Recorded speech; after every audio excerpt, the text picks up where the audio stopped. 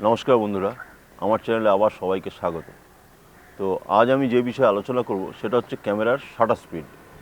Shutter স্পিডটা কী এবং shutter স্পিডটা কী কাজ করে সেটা নিয়ে বিশদভাবে একটু আলোচনা করার চেষ্টা করব, আমার নলেজ যতটা আছে সেটা।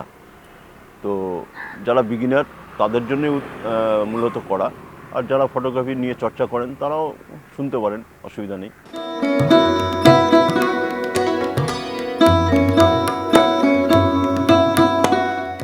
শাটার স্পিড ক্যামেরার একটা ভাইটাল পার্ট বলতে লেন্সের থেকে আপনি মানে আলো যেটা আমি যে এখন যে জায়গায় বসে আছি ম্যাক্সিমাম লাইট, তো এই যে লাইটটাকে আপনাকে ভালো করে বুঝতে হবে।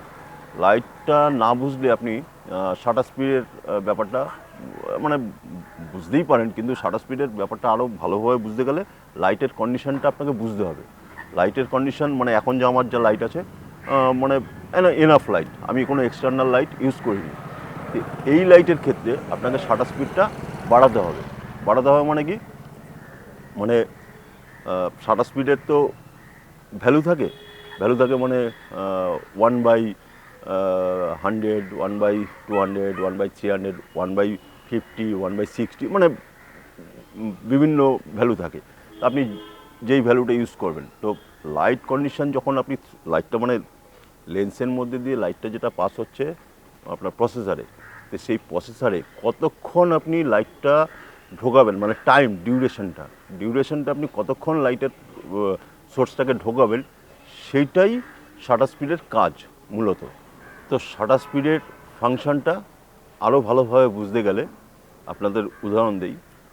ধরুন আপনি একটা রানিং কোনো ছবি নেবেন, মানে রানিং বলতে আপনার রাস্তা দিয়ে কোনো একটা গাড়ি যাচ্ছে বা কোনো কী বলবো কোনো লোক দৌড়ে যাচ্ছে, মর্নিং ওয়াক করছে, তো তখন দিনের বেলায়, তো সেক্ষেত্রে আপনাকে কি করতে হবে, শাটার স্পিডটা বাড়াতে হবে। তার কারণ কি, যদি আপনি শাটার স্পিড না বাড়ান তাহলে আপনার ছবিটা ডিফোকাস চলে আসবে। ডিফোকাস মানে হেজিনেস চলে আসবে। ফোকাস হয়তো ঠিক থাকবে কিন্তু হেজিনেস চলে আসবে, একটা ব্লার এফেক্ট চলে আসবে। তো সেটাকে অ্যাভয়েড করার জন্য আপনাকে শাটার স্পিডটা তখন বাড়াতে হবে। আর যদি আপনার লো লাইট থাকে, মানে লো লাইটের মধ্যে যদি আপনি কোনো মানে স্ট্যাটিক কোনো ছবি নেন, স্ট্যাটিক ছবি নিতে গেলে তখন আপনি শাটার স্পিডটা কমাতে পারেন মানে লো শাটার স্পিড করতে পারেন। লো শাটার স্পিড বলতে আপনি 50, 30, 40 এরকম শাটার স্পিড রাখতে পারেন। সেক্ষেত্রে আপনার ছবি ঠিকঠাকই থাকবে, কিন্তু তখন আপনার উচিত হবে ট্রাইপডে ক্যামেরাটা রাখার, তা নাহলে একটু শেক হওয়ার চান্স থাকে। হ্যাঁ, মানে হাতে নিলে পরে যখনই আপনি হাতে নিয়ে ছবি তুলবেন তখন চেষ্টা করবেন শাটার স্পিডটা 200-এর ওপরে রাখতে। 200-এর ওপরে রাখলে পরে মোটামুটি একটা স্টেবিলনেস চলে আসে। আর যদি আপনি মানে রানিং ছবি নেন, মানে খুব ফাস্ট কিছু আপনার সাবজেক্ট মুভমেন্ট হচ্ছে, সেক্ষেত্রে আপনাকে 1000 শাটার স্পিড রাখতেই হবে, মানে 1000 মানে 800-1000 এরকম মিনিমাম রাখতে হবে। তো 800-1000 শাটার স্পিড যখন রাখবেন তখন আপনাকে লাইট কন্ডিশনটাও আবার বুঝতে হবে। 800 শাটার স্পিড বা 1000 শাটার স্পিড যখন রাখবেন তখন ন্যাচারালি আপনাকে আপনার আইএসওটা বাড়াতে হবে। মানে আপনার ধরুন অ্যাপারচার আপনার ফুল ওপেন রয়েছে, কিন্তু তারপরেও দেখবেন 800 বা 1000 শাটার স্পিড দিলে পরে সেক্ষেত্রে কিন্তু আপনাকে লাইটটা বুঝতে হবে, তখন আপনাকে আইএসওটা বাড়াতে হবে মানে এমনভাবে বাড়াবেন যাতে আপনার ছবির কোয়ালিটিটা ঠিকঠাক থাকে। আইএসও আপনার আগের এপিসোডে আমি বা বলেছি, যেটা আইএসও বাড়ালে পরে গ্রেন্স চলে আসে, তো সেই গ্রেন্সটা যাতে না আসে সেই হিসাবে আপনি আইএসওটা বাড়াবেন। শাটার স্পিড ক্যামেরার একটা বিশাল ভাইটাল পার্ট। এই শাটার স্পিডের সাথে সাথে কিন্তু আইএসও এবং অ্যাপারচার সবই কিন্তু সম্পর্ক রয়েছে। মানে আইএসওর একটা বিশাল, শাটার স্পিডের সাথে আইএসও একটা বিশাল পার্ট, অ্যাপারচারেও একটা বিশাল পার্ট। তো অ্যাপারচার যখন আপনি ফুল ওপেন রাখবেন, ফুল ওপেন মানে 1.8 বা 2.8 যখন রাখবেন, যদি দিনের বেলা হয় আর যদি আপনার মুভমেন্ট সাবজেক্ট থাকে, সেক্ষেত্রে আপনাকে শাটার স্পিড হাই রাখতে হবে।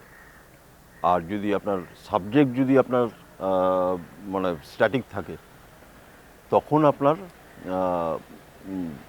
শাটার স্পিডটা লো রাখলেও চলে। এবার ধরুন আপনি মুভমেন্ট মানে যে ক্যামেরা চালাচ্ছে সে মুভমেন্টে রয়েছে, আর সাবজেক্ট ধরুন আপনার মানে ফিক্স জায়গায় রয়েছে। মানে ধরুন আপনি ট্রেনে আপনি যাচ্ছেন, ব্যাপারটা একই। ট্রেনে যাচ্ছেন, ট্রেন থেকে ছবি তুলবেন, তখন কিন্তু আপনি কিন্তু মুভমেন্ট হচ্ছেন, ট্রেনটা মুভমেন্ট হচ্ছে, সাবজেক্ট তো মানে আপনি প্রকৃতির কিছু ছবি নিচ্ছেন জানলা দিয়ে, তো সাবজেক্ট তো এক জায়গায় রয়েছে, সাবজেক্ট তো আর মুভমেন্ট হচ্ছে না, আপনি মুভমেন্ট হচ্ছেন, মানে ট্রেনটার সাথে সাথে আপনিও মুভমেন্ট হচ্ছেন।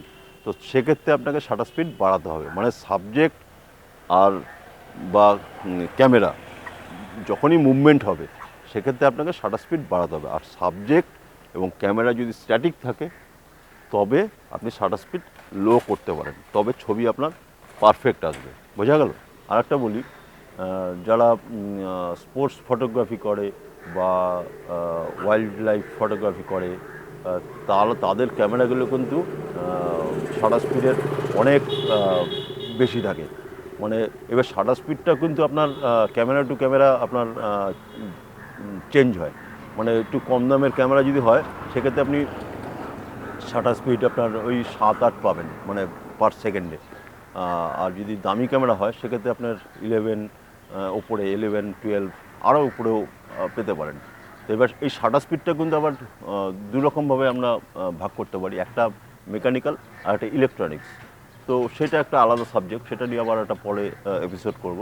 তো আমরা সাধারণত ইন জেনারেল ক্যামেরা নিয়ে এখন আলোচনা করছি। তো এখন একটা ইম্পর্টেন্ট একটা কথা বলছি যেটা ছবির ক্ষেত্রে খুব ভাইটাল। সেটা হচ্ছে, ধরুন শাটার স্পিড আপনি বাড়িয়ে তুলছেন, তখন কিন্তু ব্যাকগ্রাউন্ডটা কালো হয়ে যায়।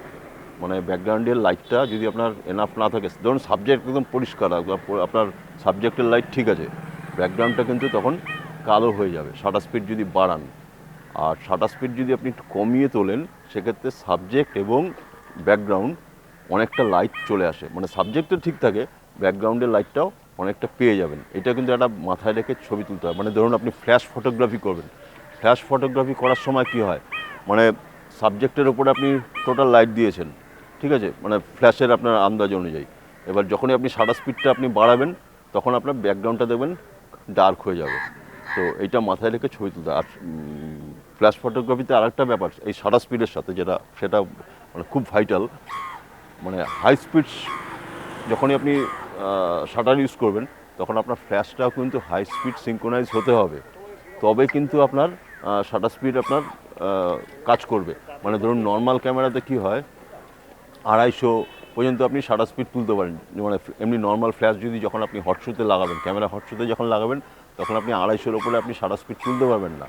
সেক্ষেত্রে সেই ফ্ল্যাশটা যদি হাই স্পিড ফ্ল্যাশ হয় তবে আপনি মানে ক্যামেরা মোডটা যদি ম্যানুয়াল করেন সেক্ষেত্রে আপনি শাটার স্পিড তুলতে পারবেন, মানে 700-800 যা খুশি আপনি তুলতে পারেন।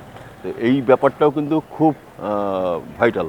মানে যখনই ছবি তুলবেন তখন যদি আপনার কাছে যদি ভালো দামি ফ্ল্যাশ থাকে সেটা কিন্তু আপনাকে হাই স্পিডে আপনাকে কনভার্ট করে নিতে হবে, বা নর্মাল যদি আপনি ফ্ল্যাশ ইউজ করেন সেক্ষেত্রে আপনাকে হাই স্পিড ছবি তোলা যাবে না। মানে হাই স্পিড আপনি যেতেই পারবেন না, মানে ও আটকে দেবে, মানে 250-র উপরে আপনি যেতেই পারবেন না।